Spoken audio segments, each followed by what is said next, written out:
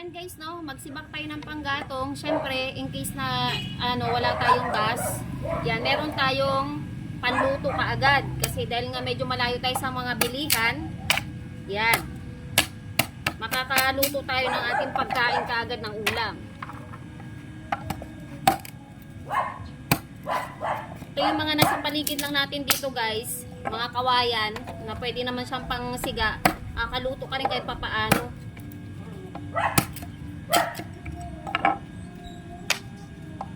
Kasi minsan wala tayong uling, malayo yung tindahan dito kasi. Yan, pwede na yan. So ayan guys, no, itong bayog, mahirap siyang sibakin kasi gawa ng makunat siya. Hindi katulad ng kawayan na madali siyang sibakin. Kailangan mga maliliit lang guys.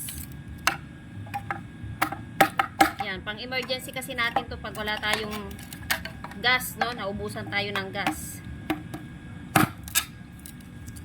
Ito na to.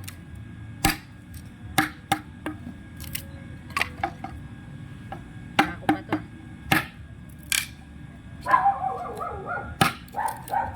Yan, para-paraan tayo sa pag nawala ng gas. Hindi mo masasabi. Alanganing oras, hindi ka na nakaluto.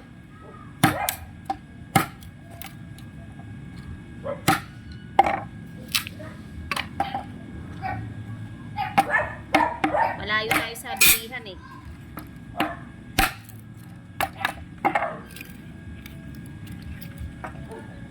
Ang talaga eh, no?